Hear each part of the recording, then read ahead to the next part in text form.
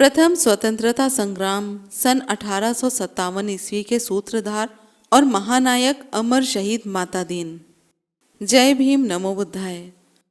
Thumbnail से आपको पता चल गया होगा कि आज हम बात करने वाले हैं महानायक अमर शहीद माता दीन के बारे में। सन 1957 ईस्वी का विद्रोह भारत के स्वतंत्रता संग्राम के सबसे शानदार और गौरवशाली अध्यायों में एक खास मुकाम रखता है। वास्तव में सन 1857 ईस्वी का विद्रोह भारत का प्रथम स्वतंत्रता संग्राम ही था। इस संदर्भ में प्रथम प्रधानमंत्री माननीय जवाहरलाल नेहरू अपनी पुस्तक भारत की खोज में लिखते हैं कि यह एक सैनिक विद्रोह से कहीं अधिक था। तीव्र गति से फैलते हुए इसने एक लोकप्रिय विद्रोह तथा स्वतंत्रता संग्राम का रूप धारण कर लिया। अतः सन 1857 ईस्वी में हुए विद्रोह को स्वतंत्रता संग्राम ही माना जाना चाहिए, जिसका उद्देश्य विदेशी शासन को समाप्त करना था। लेकिन जैसे ही हम सन 1857 ईस्वी के विद्रोह या फिर स्वतंत्रता संग्राम की बात करते हैं तो हमारे जहन में मंगल पांडे की तस्वीर उभर कर आती है, जिसमें मंगल पांडे गाय और सुअर की चर्बी से बने कारतूसों का इस्तेमाल करने से इनकार करते हैं और बैरकपुर की सैनिक छावनी में ब्रिटेन की ईस्ट इंडिया कंपनी की सरकार के खिलाफ बगावत करते दिखाई पड़ते हैं, जिसे तमाम इतिहासकार, फिल्मकार और साहित्यकार मार्च 1857 ईस्वी में घटित घटना के रूप में अपने अपने तरीके से उल्लेखित करते हुए मंगल पांडे नाम के ब्राह्मण सैनिक को सन 1857 ईस्वी के प्रथम स्वतंत्रता संग्राम के महानायक के रूप में महिमा मंडित करते हैं।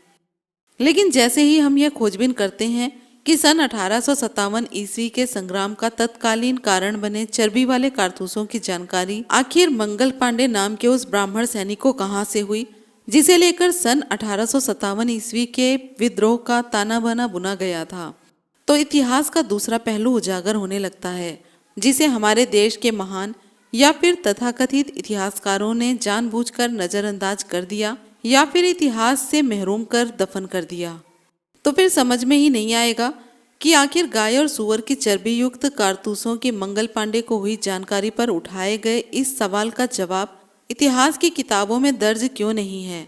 और बगैर इन सवालों का जवाब दर्ज किए सन 1857 ईस्वी के महान और लोकप्रिय स्वतंत्रता संग्राम के विद्रोह की गाथा को हमारे महान तथाकथित इतिहासकारों, फिल्मकारों और साहित्यकारों ने कैसे पूरा घोषित कर दिया, या हमारे महान तथाकथित इतिहासकार ये मान बैठे कि चर्बी वाले कारतूसों की जानकारी उस ब्राह्मण सैनिक मंगल पांडे को कहां से हुई, जिसे हम बार बार पूछेंगे। ये सवाल पूछने वाला कोई पैदा ही नहीं होगा, या फिर हमारे इतिहास के गढ़ता भी जातिवादी के भयंकर रोग से ग्रस्त थे।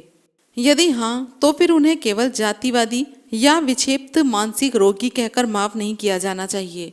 लेकिन हम इस सवाल का जवाब जानने की गरज से इतिहास के पन्ने जरूर पलटेंगे और ये जानने की कोशिश करेंगे कि आखिर ब्राह्मण सैनिक मंगल पांडे को चर्बी वाले कारतूसों की जानकारी कहाँ से प्राप्त हुई। इसके लिए हमें थोड़ा उस इतिहास में झांकना पड़ेगा जहां हमारे सवालों के जवाब शब्दों के चक्रव्यूह में फंसकर दफन है। आइए जानते हैं कि आखिर वह ऐतिहासिक घटना क्या है। आखिर ये सवाल तो बनता ही है कि ब्राह्मण सैनिक मंगल पांडे को चर्बी वाले कारतूसों की जानकारी कहां से प्राप्त हुई। इस सवाल का जवाब जानने के लिए सबसे पहले ये जानना जरूरी है कि Mangal Pandey east India company की 34वीं बंगाल नेटिव इन्फेंट्री में बतौर एक सिपाही बैरकपुर सैनिक छावनी में तैनात थे। इसी बैरकपुर छावनी में 19वीं नेटिव इन्फेंट्री में बतौर खलासी अछूत मुसहर जाति के मातादीन भंगी भी कार्य करते थे। बैरकपुर सैनिक छावनी कलकत्ता से 16 किलोमीटर की दूरी पर उस दौर में एक बड़ी सैनिक छावनी के तौर पर जानी जाती थी, जहां 17वीं नेटिव इन्फेंट्री, दूसरी नेटिव इन्फेंट्री के अलावा भी और कई सैनिक कंपनियां हर वक्त डेरा जमाए रहती थी। इसी बीच जनवरी 1857 ईस्वी के पहले ही दिन, या यूं कहें कि 1 जनवरी 1857 ईस्वी को बंगाल के ही दमदम शास्त्रागार में जब 19वीं नेटिव इन्फेंट्री और 34वीं नेटिव इन्फेंट्री की कंपनियां शस्त्र अभ्यास के लिए इकट्ठी हुई, तो एक ऐसी घटना घटित हुई जो सन 1857 ईस्वी के महान विद्रोह के लिहाज से बहुत बड़ी ऐतिहासिक और खास घटना थी। या यूं कह सकते हैं कि यदि यह घटना घटित ना हुई होती तो 1857 ईस्वी का स्वतंत्रता संग्राम का विद्रोह ही ना होता।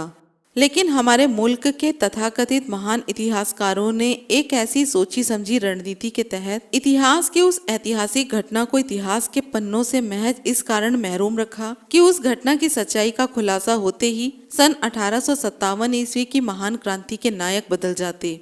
या फिर यूं कहें कि हमारे तथाकथित इतिहासकारों को डर था कि जो मुकाम आज सन 1857 ईस्वी की क्रांति को लेकर मंगल पांडे को हासिल है, उनके स्थान पर माता दीन जो एक अछूत भंगी थे उनका नाम होता। सन 1857 ईस्वी की यह महान घटना कुछ इस तरह से है कि 1 जनवरी 1857 ईस्वी को ब्राह्मण सैनिक मंगल पांडे शस्त्र अभ्यास के बाद खाना खाने बैठा था कि तभी मंगल पांडे के पास रखे पीतल के लोटे को उठाकर माता दीन पानी पीने लगा। इसी बात को लेकर मंगल पांडे और माता दीन भंगी में तकरार शुरू हो गई। मंगल पांडे ने माता दीन भंगी को तरह तरह से अपमानित किया और हट्टा कट्टा पहलवान होने के कारण पहलवानी का भी रौब झाड़ा। लेकिन माता दीन भी कहाँ कम थे, उन्हें खुद भी पहलवानी का जबरदस्त शौक था। इस कारण उन्होंने छावनी में ही 17वीं नेटिव इन्फेंट्री के बैंड मास्टर सलाउद्दीन मल्ल नामक पहलवान को अपना गुरु बनाकर दांव पेच सीखकर मल्ल विद्या में महारत हासिल कर रखी थी, जिसके चर्चे दूर दूर तक समूची फौज में फैले हुए थे। घोर छुआछूत और जात पात के कारण ही किसी सवर्ण पहलवान ने माता दीन को अपना शागिर्द नहीं बनाया था, इसीलिए उन्होंने एक मुस्लिम पहलवान को अपना उस्ताद बनाया। इसी कारण पहलवानी का शौकीन सर माइकेल नामक एक अंग्रेज अफसर माता दीन से मिलने को ललायित था। इसका उल्लेख एक पुस्तक में जिसका नाम है महान क्रांतिकारी योद्धा माता दीन, रचनाकार सूरजपाल चौहान जी ने विस्तार पूर्वक पुस्तक के पेज नंबर 64, 65 और 66 पर बहुत शानदार तरीके से किया है। वे लिखते हैं कि अंग्रेज फौज में माता दीन की पहलवानी के किस्से जोरों पर थे। हर एक की जुबान पर बस माता दीन का ही नाम था। बात उखड़ते उखड़ते कमांडिंग ऑफिसर माइकेल साहब तक पहुंच गई। माता दीन से कमांडिंग ऑफिसर माइकेल शीघ्र मिलना चाहते थे। इसका मुख्य कारण यह था कि माइकेल साहब भी पहलवानी का शौक रखते थे। उन्होंने अपने मातहत सिपाही द्वारा माता दीन तक संदेश भिजवाया कि वे उससे मिलना चाहते हैं। सूचना पाकर दूसरे दिन ही माता दीन उनके पास पहुंचा। उस दिन अवकाश का दिन यानी रविवार था। कमांडिंग ऑफिसर अपने बंगले के पार्क में कुर्सी पर बैठे धूप का आनंद ले रहे थे। उसी समय अर्दली ने आकर बताया कि आपसे एक युवक मिलना चाहता है और अपना नाम माता दीन बता रहा है। इस पर कमांडिंग ऑफिसर माइकेल साहब ने माता दीन को अपने पास भेजने को कहा। थोड़ी ही देर में माता दीन ने पूरे शिष्टाचार के साथ कमांडिंग ऑफिसर को सैल्यूट किया। माइकेल साहब माता दीन के डिल डॉल को देखकर हक्का बक्का रह गए। वो माता दीन के चेहरे पर सूरज का सा तेज और चट्टान जैसा सीना अपलक निहार रहे थे। कुछ समय की चुप्पी के बाद माइकेल साहब ने माता दीन को अपने पास वाली कुर्सी पर बैठ जाने को कहा। वे सीधी सादी हिंदी में बात कर रहे थे। माता दीन के पूरी फौज में अनेक चाहने वाले थे, इस कारण मंगल पांडे की माता दीन के सामने एक न चली। जब मंगल पांडे को कुछ नहीं सूझा तो माता दीन को नीच जाति का हवाला देते हुए लोटा छू लेने और धर्म भ्रष्ट करने की बात कहकर अपमानित करते हुए फटकार लगाई। इससे माता दीन का पारा 7वें आसमान पर चढ़ गया। उन्होंने मंगल पांडे को ललकारते हुए कहा, बड़ा आया ब्राह्मण का बच्चा, अभी थोड़ी देर पहले तो सुअर और गाय की चर्बी लगे कारतूसों को मुंह से छीलकर बंदूक में भर रहा था, तब तुम्हारा धर्म क्या घास चरने चला गया था? ये शब्द सुनकर मंगल पांडे और आसपास में खड़े तमाम सैनिक सन्न रह गए। तब माता दीन को कुछ समझा बुझाकर पहले पानी पिलाया और फिर उपरोक्त हकीकत कि कारतूसों पर सुअर और गाय की चर्बी का उपयोग किया जाता है, इस बात को कुछ लोगों और मंगल पांडे के द्वारा माता दीन से पूछा गया कि तुम कैसे कह सकते हो कि कारतूसों पर सुअर और गाय की चर्बी लगी हुई है। तब माता दीन ने बताया कि वह बैरकपुर छावनी में जहां ये प्रिक्सन कैप कारतूस बनाने का कारखाना है, वहां पर खलासी के पद पर तैनात है, इसलिए वहां पर मौजूद हिंदू मुस्लिम सैनिकों ने माता दीन की बात को सत्य माना, जो सन 1847 ईस्वी को लोकप्रिय विद्रोह का तत्कालीन कारण बनी। इस महान क्रांतिकारी ऐतिहासिक घटना की पुष्टि को माननीय राजेंद्र प्रसाद जैन अपनी पुस्तक सन 1857 ईस्वी का विप्लव और शाह जफर पुस्तक के पृष्ठ संख्या 73 पर शानदार अंदाज में कुछ इस तरह से किया गया है कि सन 1857 ईस्वी की एक घटना से ही पूरी सेना में असंतोष फैल गया था। वह असंतोष बाद में विप्लव का कारण बना। घटना इस प्रकार थी कि बंगाली पलटन नंबर 70 के कैप्टन राइट महोदय ने एक चिट्ठी मेजर बोंटिन दमदम के नाम तारीख 22 जनवरी 1857 ईस्वी को लिखी थी। चिट्ठी में लिखा था कि पलटन के एक ब्राह्मण सिपाही से एक भंगी ने पानी पीने के लिए उसका पीतल का लोटा मांगा। ब्राह्मण सैनिक ने भंगी को फटकार दिया। माता दीन भंगी ने ब्राह्मण को चिढ़ाते हुए कहा कि बहुत ही जल्दी तुम्हारी सबकी पंडिताई यानी कि ब्राह्मणपन निकल जाएगी जब तुम सुअर और गाय की चर्बी के बने कारतूस दांत से काटकर बंदूक में भरकर चलाओगे। ये भंगी दमदम के उस कारखाने में नौकर था जहां ये नए कारतूस बनाए जा रहे थे, इसलिए इसकी बात प्रमाणित मानी गई। यहाँ पर एक बात स्पष्ट करना जरूरी है कि लेखकों की राय और लेखनी में स्थान तथा तारीखों से संबंधित एक मत नहीं है, लेकिन यह तथ्य बहुत महत्वपूर्ण है कि सन 1857 ईस्वी के स्वतंत्रता संग्राम की घटना का तत्कालीन कारण सभी लेखकों के द्वारा एक मत से चर्बी वाले कारतूसों को ही दर्शाया और माना गया है। गाय और सुअर की चर्बी लगे होने के कारण कारतूस हर मौसम में कारगर और अचूक मारक क्षमता वाले कारतूसों के रूप में जाने जाते थे।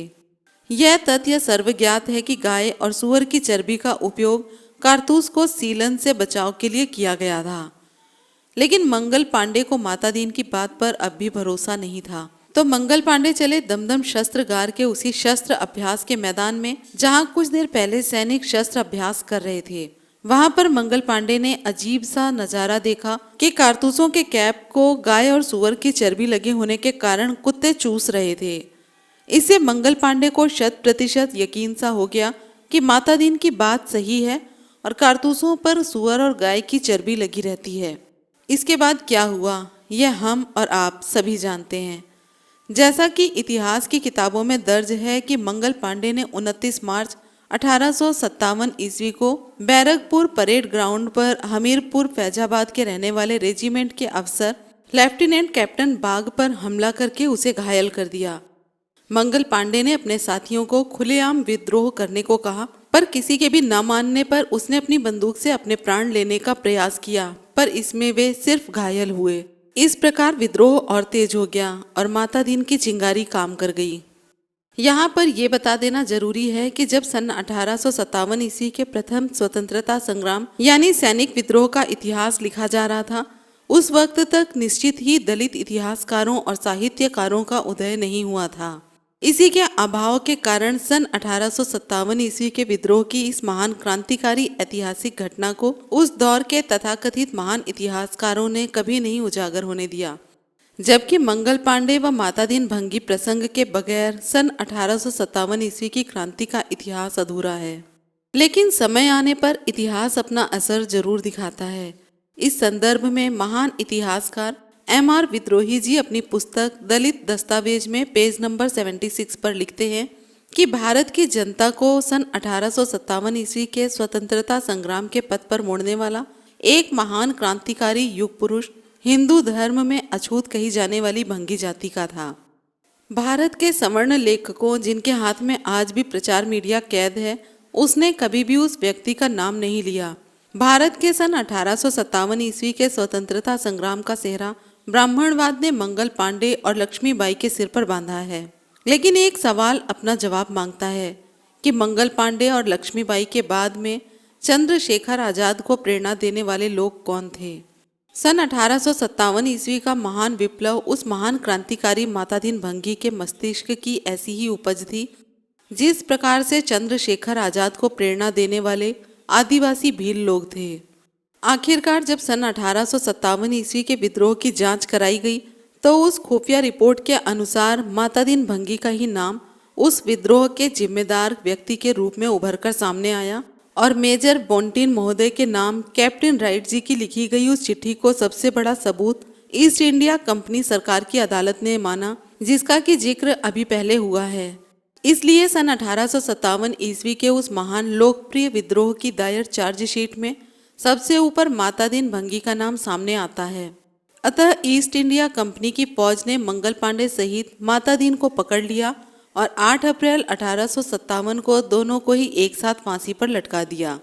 इस तरह एक महान क्रांतिकारी योद्धा माता दीन की गौरवपूर्ण शहादत सन 1857 ईस्वी के लोकप्रिय स्वतंत्रता संग्राम में हुई। अमर शहीद माता दीन पर जागरण जंक्शन नामक इंटरनेट साइट पर एक ब्लॉग 11 मई 2012 को माननीय दिनेश जी नामक शख्स ने एक कविता के रूप में पोस्ट किया है, जो माता दीन का आभार व्यक्त करते हुए कुछ इस तरह से लिखते हैं, जो कि आपको स्क्रीन पर दिखाई दे रही है।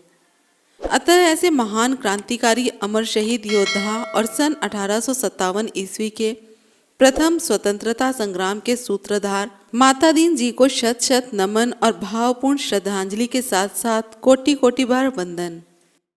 वीडियो पसंद आई हो तो लाइक कमेंट शेयर करें और चैनल को सब्सक्राइब करें। फिर मिलेंगे अगले वीडियो में। जय भीम, नमो बुद्धाय, जय संविधान।